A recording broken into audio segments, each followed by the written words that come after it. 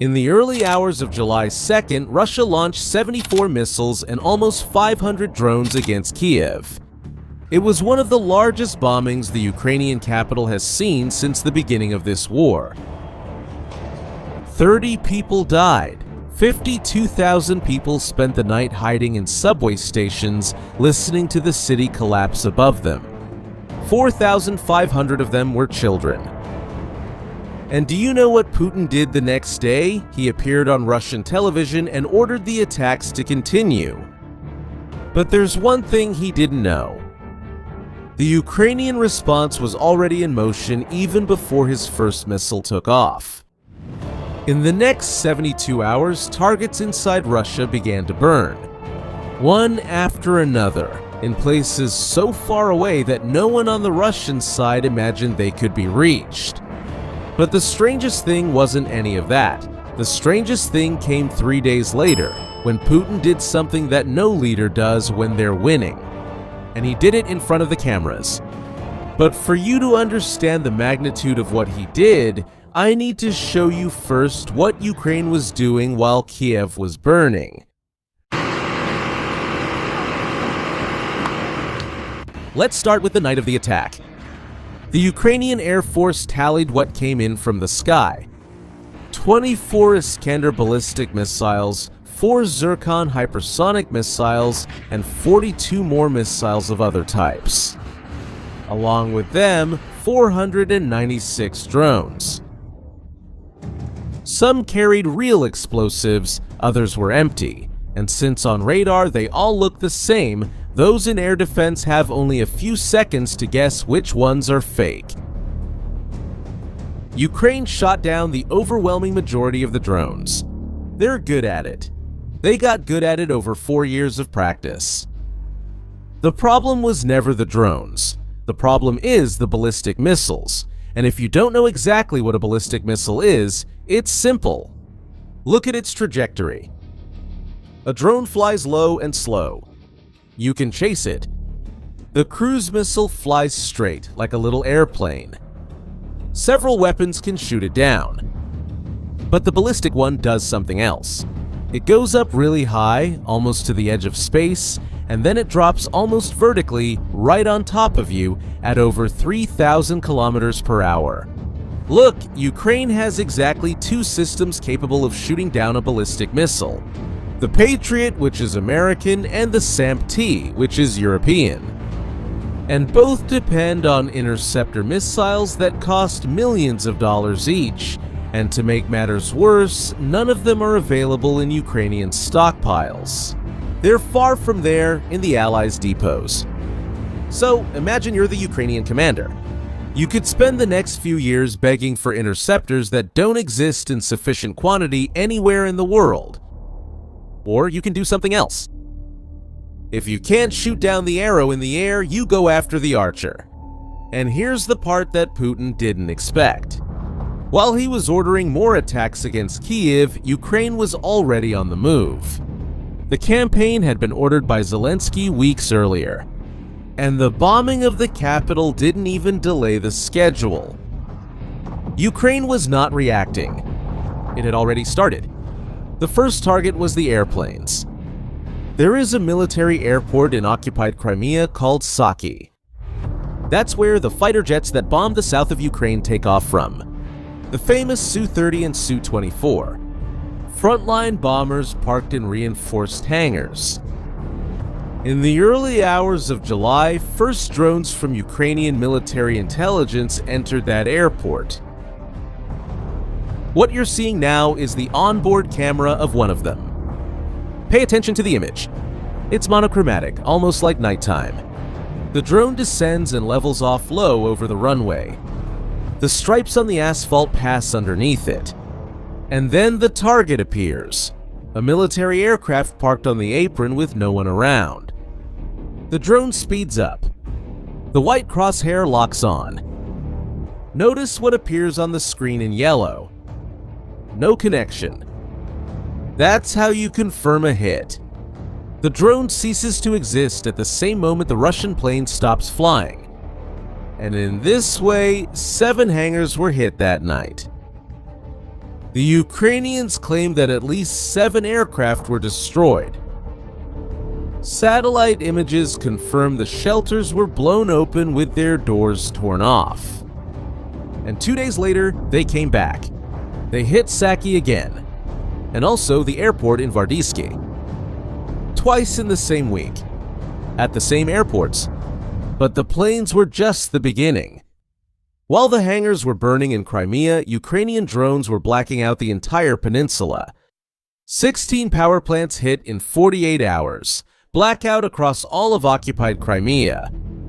And in the same week, 3 ammunition depots, 2 bridges used for military logistics, a railway bridge over the North Crimean Canal used to transport ammunition to the front, and another over the Kalka River with 3 spans on the ground. In 8 days, Ukrainian drones knocked out 50 power facilities in Crimea and the occupied south. And on July 4th, Ukraine went even further. Much further.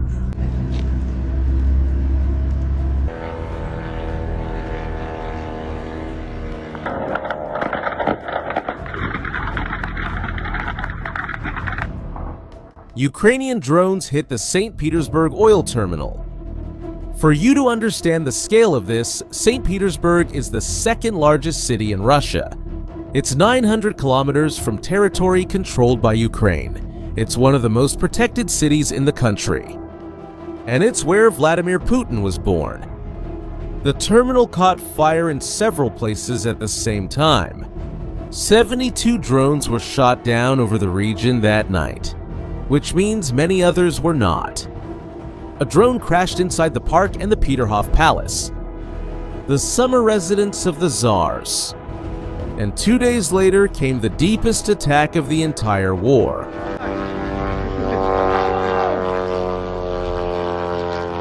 Tam bomba! This video you're watching now was filmed by a woman, probably from her own backyard, with her cell phone in hand, somewhere in the middle of Siberia.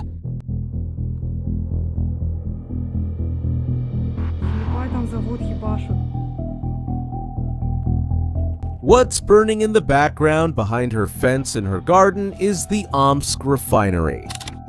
It processes more than 20 million tons of oil per year, and it was the last major Russian refinery that Ukrainian drones had not yet reached. Omsk is 2,500 kilometers from Ukraine. Yes, you heard right, 2,500. The only thing that woman can say when she sees that is a curse word. Now add up everything that happened in 1 week. 7 hangars and 7 planes in Saki. A second attack on the same airports. 16 power plants in Crimea and the entire peninsula in the dark. The oil terminal in Putin's hometown in flames. And Russia's last intact refinery burning in Siberia, 2,500 kilometers away. Just in June, Ukraine had hit 11 refineries, 7 fuel logistics facilities, and 8 companies in the Russian military-industrial complex. Just so you have an idea, according to Zelensky, the damage caused in the last year amounts to around $40 billion. And this shows something important. This is not mere revenge. Revenge is something you do in the heat of the moment. This is a campaign, and it was underway before Kyiv was bombed. And the effect of this inside Russia is something that ordinary Russians can no longer pretend they don't see. In more than half of the country's 83 regions, there is currently a fuel shortage. Rationing of 20 to 30 liters per vehicle. Gas stations are prioritizing public employees and emergency services. In a Siberian city called Chita, the line to refuel got so long that the traffic police had to be called to clear the highway. And the gas station belonged to Rosneft. Rosneft, the Russian state-owned oil company. The driver filming says in Russian that it's impossible even to get down the road. ДПС приехали разруливать. Даже проехать по дороге невозможно. And look at this detail. Stuck in that same line are Chinese cargo trucks from cross-border trade. Even logistics between China and Russia grind to a halt too. In occupied Crimea, the public sale of fuel was even banned. And since the Russian government banned people from filling up canisters at gas stations, they started doing this. What you're seeing is people sawing through the bodywork of their own cars, cutting a hole in the back door by hand with the edge of the metal bent and rusted to stick the fuel pump nozzle in there and divert the gasoline into canisters hidden inside the car. Several cars, several gas stations, and the attendants helping out. This isn't an isolated case of a desperate guy. It's a method that has spread, and there's an impressive detail. Can you imagine how much of Russian refining is at a standstill today? The Ukrainians say 43%. Independent analysts are more cautious and say it's about a third. Let's take the lower estimate. A third of the refining capacity of one of the world's largest oil powers destroyed by drones. Russia imports gasoline today. From India by ship. From Kazakhstan, from Belarus. And Putin himself in a public statement acknowledged that the attacks are causing a fuel shortage. He called the shortage not critical. But I know that at this moment many people might be wondering one thing. If Russia is like this, why is it advancing? And in fact it is, but only in one city. It's called Kostiantynivka. It's located in eastern Ukraine and is part of a line of fortified cities that supports the entire Ukrainian defense in the Donbass. Remember this name because soon you'll understand the price Russia is paying for it. Before the invasion, 67,000 people lived there. Kostiantynivka used to manufacture glass, windows, bottles, mirrors. Today, about 2,500 people remain. Almost all of them are elderly. And in May of this year, the Russian Minister of Foreign Affairs, Sergei Lavrov, gave an interview to a Chinese media group. Lavrov said that Russia is not using the means it could use, and they don't want to cause excessive harm to territories where essentially their own ethnic kin live. Their own ethnic kin. 6 weeks after that statement, Ukrainian drones filmed what was happening in Kostiantynivka. What you're seeing are heavy guided bombs falling on the city. A first detonation raises a column of black smoke in the shape of a mushroom. Then comes another one. And at a certain moment, 2 columns rise at the same time in different parts of the city because 2 bombs fell simultaneously. This is the territory where, according to the Russian minister, people of their kind live. So, yes, Russia is advancing. Let me show you the cost of this advance. And the numbers I'm going to give you don't come from Kyiv. They come from 2 American research centers that the entire Western press uses as a reference. In June of this year, Russian forces took 30 square kilometers along the entire front line. In June of last year, they took 481. Now, do the math with me. The Russian army today advances 16 times slower than it did a year ago and suffers 19 times as many deaths for every kilometer captured. And there's more. That city I asked you to remember, Kostiantynivka, alone accounted for 77% of everything Russia conquered on the entire front line in June. 77% of the gains of an entire army in a city that made glass. And inside Kostiantynivka, the Russians are advancing an average of 50 meters per day. 50 meters. A man walking slowly covers 50 meters in 40 seconds. And to conquer those 50 meters a day, Russia piled troops from 6 different armies into that city. Do you know what the cost was for a single month? 12,800 Russian vehicles and fuel tanks destroyed in June this year compared to 3,400 last year. Almost 4 times more. 60,000 Russian drones destroyed in June this year compared to 4,500 last year. 13 times more. They won't admit one thing. The Ukrainians also counterattacked that month, retaking some of the lost ground.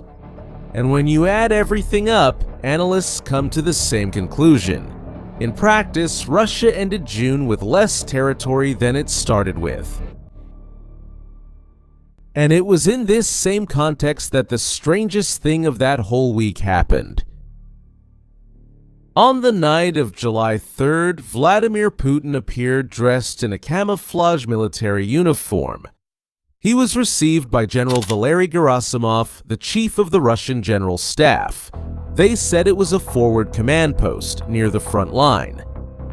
Take a good look at what you're seeing. The walls and ceiling of that corridor are completely covered with camouflage netting. Camouflage netting exists to hide things from anyone looking from the air. From an airplane. From a satellite. And that thing is hanging inside a closed corridor where no airplane will ever look. The lighting is uniform and doesn't produce any harsh shadows anywhere. The floor is smooth and even. And in the audio, there's no sound of artillery. There is no wind. There isn't any sound of what's actually happening. Hundreds of kilometers away from there, the Jamestown Foundation described that place as a strangely decorated command center. And in there, in uniform, Putin announced that Russian forces had completely captured the city of Kostiantynivka. The Russian government called that an important strategic conquest, and photos of flags raised over the rubble started circulating on Russian social media. What you're seeing now is one of those images. It's footage from a Russian drone. There's a large flag hanging on the facade of a burned building, and two smaller ones stuck in the middle of the wreckage. The text on the screen in Russian identifies the place. Kostiantynivka Krasnogorodok neighborhood. A neighborhood. There are no troops in the image. There are no armored vehicles. There is no captured Ukrainian position. There is rubble. And there are flags. But the truth is something else. The city hadn't fallen. And it's not the Ukrainian government saying this. The Institute for the Study of War estimates that the Russians occupy or have infiltrated about 37% of the city. And 37% doesn't mean the city has been captured. Far from it. But what really tears that story apart is something else. Because Russian military bloggers contradicted Putin. Semyon Pegov, who runs a Russian military channel with 750,000 followers, reported that the fighting was still going on. And Pavel Gubarev, a collaborator who works for the Russian authorities, called the announcement premature. He said that Putin's generals probably imagined the capture of the city before it actually happened, and only then did they announce it. The Institute for the Study of War went further. It assessed that Putin probably staged that nighttime meeting on purpose. He did this to shape Western media coverage before the 4th of July holiday in the United States. And it revealed one more thing. Part of those videos of Russian flags being raised in Kostiantynivka was probably faked using artificial intelligence. But there's a detail in that meeting that's even more revealing than the lie itself. In that same meeting, filmed with Putin in uniform, a Russian general reported to the president himself that they were not able to stop the Ukrainian attacks on the oil facilities. Putin heard that and replied that the more the enemy attacks, the larger the security zone Russia will have to establish. In other words, in the same room, on the same day, in front of the same cameras, the president of Russia announced a victory that never happened. And he heard a general say that they can't stop the drones that are burning the country's refineries. One of these two things made it to Russian television, the other did not. And now, to wrap up, there's one last piece moving. Zelensky had been asking the Americans for one specific thing. And it wasn't more missiles. He was asking for permission for Ukraine to manufacture its own interceptors within the country. And at the North Atlantic Treaty Organization summit in Turkey, sitting face to face with him, American President Donald Trump granted it. So one of the things we're going to talk about is that we will give you a license to manufacture Patriots. That's really cool, right? Now you can't say we aren't giving enough. I'd say do it yourselves. We haven't informed the company about this yet, but it's going to work out. You know, I'm sure they'll be excited. But you know, they'll manage. You guys will find a way to handle this. Most countries wouldn't be able to do this. If I said that to most countries, they wouldn't know what I'm talking about. If I said that to most countries, they wouldn't know what I'm talking about. But this is a very resourceful group. He announced it right there on the spot, without telling anyone beforehand. Not even the company that manufactures the missiles. Think about what that means. Ukraine goes from being a country begging for ammunition to a country that manufactures the most advanced air defense weapon in the Western world. And Russia, on the other hand, imports gasoline. Let's go back to that woman, probably in her backyard in Siberia. She's not a soldier. She probably never really voted in her life. Maybe she supports the war. Maybe she doesn't. Maybe she has learned to simply not think about it, which is what most people do when thinking becomes too costly. And she's there, between the fence and the vegetable garden, filming an oil refinery catching fire with her cell phone. And the only thing she can say is a curse word, because that shouldn't be happening. Omsk is 2,500 kilometers from Ukraine, and it was the last major Russian refinery that the drones hadn't reached yet. It's the back end of the empire's backyard. When Putin started this war, he made an implicit promise to the Russians. It wasn't written in any speech, but everyone understood it perfectly. The war will happen far away with other people's sons, and you here won't feel a thing. That promise is over. It's over because today there are gas lines in more than half of Russia's regions. Because there are people cutting into their own car's bodywork to store fuel. And because the president of the country had to put on a military uniform and walk down a corridor with camouflage netting hanging inside to announce the capture of a city he didn't capture. That's something no leader does when they're winning. That's why I want your opinion.